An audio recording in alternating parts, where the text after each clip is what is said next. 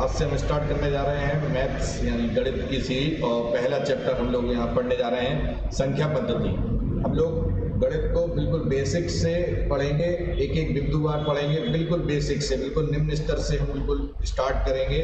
छोटी छोटी संख्याओं के बारे में, हर चीज़ के बारे में इसमें पढ़ेंगे और कोई भी डाउट ना रहे इसके कारण, इसके लिए हम लोग बेहद ध्यान रखेंगे और बिल्कुल बेसिक से पढ़ना स्टार्ट करेंगे।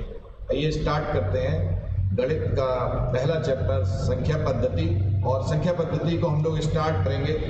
सबसे पहले हमें संख्या पद्धति पढ़ने से पहले सबसे पहले हमें ये पता करना होगा कि संख्याएं होती क्या है, संख्या क्या होती है, इनके बारे में हमें सबसे पहले जानकारी जुटानी होगी।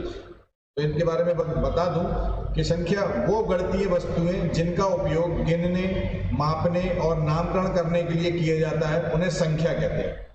पुनः एक बार बता दूं, वो गणितीय वस्तुएं जिनका उपयोग गिनने,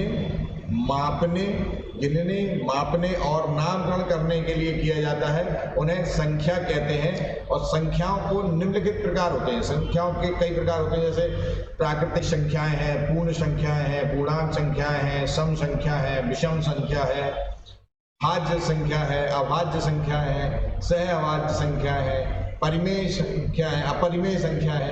ऐसे बहुत सारी संख्याओं के कई प्रकारों में वर्गीकृत किया गया। कई प्रकार हैं संख्याओं के, जिनका हम एक एक करके सबका पूरी तरह से परिभाषा को परिभाषित करेंगे और उनके बारे में पूरी तरह से जानकारी जुटाएंगे। और स्टार्ट करते हैं हम लोग प्राकृतिक संख्या से। पहला आती है प्राकृतिक संख्या। प्राकृतिक संख्या होती क्या है, पहले हम समझ लें प्राकृतिक संख्या होती क्या है। ऐसी संख्याएं जो एक से स्टार्ट होती हैं, 2, 3, 4 और अनंत तक यानी इन्फिनिटी तक हो रहती है, वे संख्या प्राकृतिक संख्या कहलाती है, यानी कि नेचुरल नंबर। दूसरी संख्या आती है पूर्ण संख्या, यानी कि होल नंबर्स के बारे में हम लोग पढ़ेंगे। होल नंबर यानी कौन सी संख्या होती है होल नंबर्स या पूर्ण संख्या किन्हें कहते हैं। प्राकृतिक संख्याओं के समूह में शून्य को शामिल करने के बाद संख्याओं का जो समूह बनता है उसे पूर्ण संख्या समूह कहते हैं। इसको इस प्रकार से समझ सकते हैं कि जैसे प्राकृतिक संख्या मैंने बताया कि 1 से स्टार्ट होकर अनंत तक होती है, तो इसी प्रकार अगर इसमें हम शून्य को भी जोड़ लें, 0, 1, 2, 3 और इन्फिनिटी तक चले जाएं, तो ये संख्याएं जो होंगी वो पूर्ण संख्याएं होंगी, यानी कि होल नंबर्स होंगे। अगला आता है पूर्णांक संख्याएं। पूर्णांक संख्याओं को हम इस प्रकार समझ सकते हैं कि जैसे हम लोग अभी प्राकृतिक संख्याओं में जिस तरह हम लोगों ने 1, 2, 3 ये इन्फिनिटी तक चले गए, तो ये प्राकृतिक संख्याएं हो गई। जब हमने इसमें 0 जोड़ दिया तो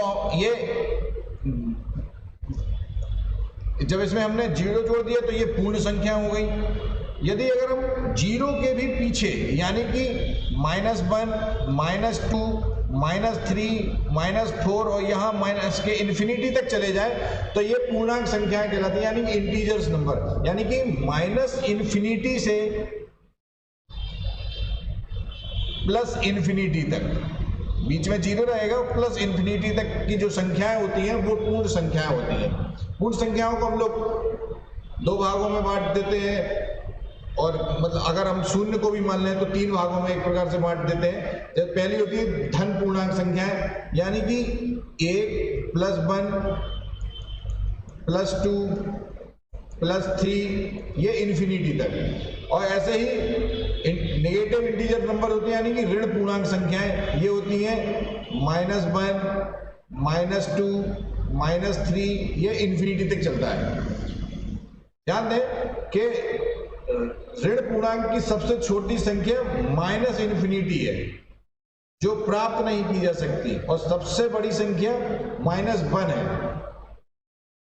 जो ऋण पूर्णांक होते हैं यानी कि नेगेटिव इंटीजर नंबर्स होता है, उसमें सबसे छोटी संख्या है -इन्फिनिटी, जिसे हम लोग प्राप्त नहीं कर सकते। किंतु जो ऋण पूर्णांक संख्या है उसमें सबसे बड़ी ऋण पूर्णांक संख्या अगर कोई पूछता है तो वो है -1। -1 सबसे बड़ी पूर्णांक संख्या, ऋण पूर्णांक संख्या। अगला आता है शून्य के बारे में मैं बता दूं कि यह मतलब शून्य एक ऐसी संख्या है जो किसी संख्या में जोड़ने या घटाने पर संख्या के मान में कोई प्रभाव नहीं पड़ता है। शून्य को किसी भी संख्या के बाएं लिखने पर संख्या के मान पर कोई प्रभाव नहीं पड़ता, लेकिन हाँ दाहिने लिखने पर संख्या का मान 10 गुना बढ़ जाता है। जैसे अगर हम उदाहरण के रूप में रखें कि ये 1 है, अगर 1 को हम लें, अगर हम इस साइड बाएं इस 0 लिखेंगे तो इसके मान में कोई परिवर्तन नहीं आएगा, लेकिन अगर 1 के दाएं तरफ 1 0 बढ़ा देंगे तो ये 10 हो जाएगा, यानी 10 गुना बढ़ जाएगा। एक और 0 बढ़ा देंगे तो 100 हो जाएगा, यानी कि 10 का भी 10 गुना बढ़ जाएगा, यानी 100 हो गया। अगली बात ये देखें कि जो शून्य होता है उस शून्य का गुणा अगर शून्य से करते हैं तो ये अपरिभाषित है, और शून्य का भाग भी शून्य से करते हैं तो ये अपरिभाषित है। अगली संख्या हम लोग पढ़ने जा रहे हैं सम संख्या, मतलब इवन नंबर। इवन नंबर वे संख्या है जो पूर्णतः 2 से विभाजित हो जाती हैं, सम संख्याएं कहलाती हैं। यानी कि अगर कोई भी संख्या 2 से विभाजित हो जाए, 2 से विभाजित हो जाए तो वह सम संख्या कहलाती है। सम संख्याओं को भी हम लोग 2 भागों में बांट सकते हैं, धन सम संख्या यानी पॉजिटिव इवन नंबर्स, और ऋण सम संख्या यानी कि negative even number. Positive even numbers माने कि 2 हो गया, 4 हो गया, 6 हो गया, 8 हो गया, ऐसे ही इन्फिनिटी तक। और ऐसे ही ऋण सम संख्या होती है -2, -4, -6, ये हम चले जाएंगे इन्फिनिटी तक। ये ध्यान रखना है हम लोगों को कि सम संख्या पूर्ववर्ती से 2 अधिक या 2 कम होती है। मतलब अगर कोई भी संख्या है जो पहली मान लो सम संख्या 2 है, तो 2 के अगर +2 कर देंगे तो ये 4, ये अगली संख्या हो जाएगी, ठीक है। और अगर हम -2 में -2 कर देंगे तो -4, यानी ये ऋणात्मक पूर्ण सम संख्या होगी।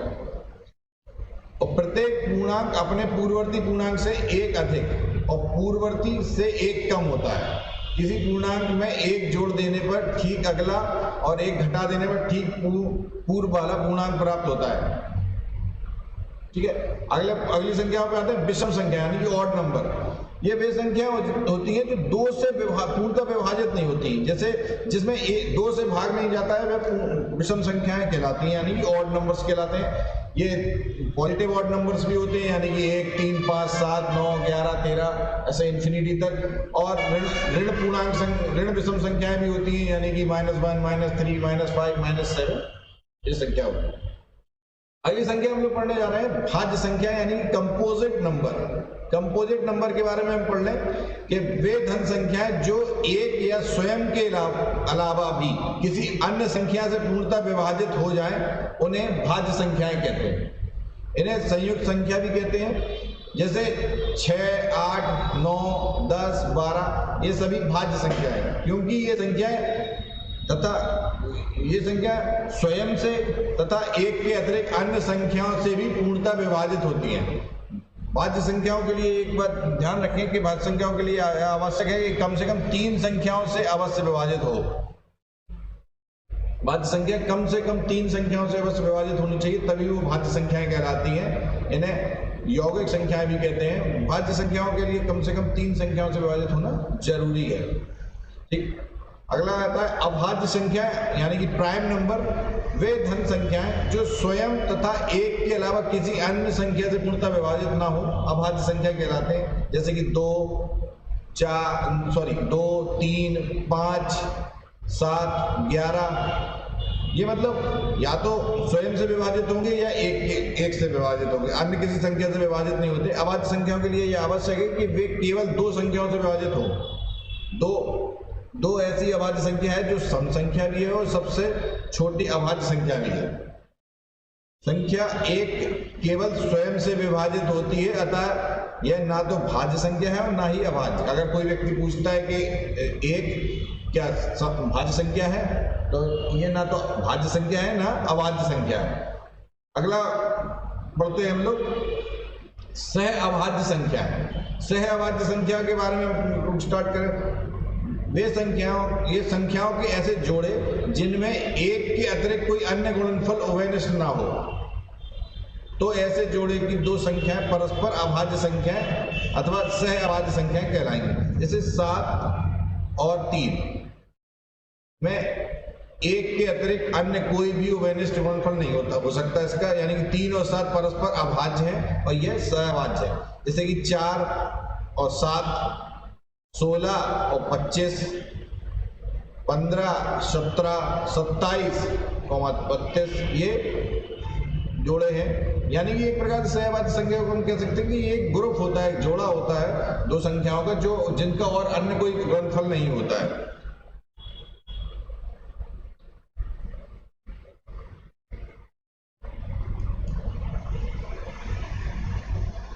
इसी के साथ हम लोग यहीं पर अभी समाप्त करते हैं और अगली संख्या हम लोग अगले वीडियो में पढ़ेंगे, परिमेय संख्या और अपरिमेय संख्या। इनको हम विस्तृत रूप से पढ़ेंगे।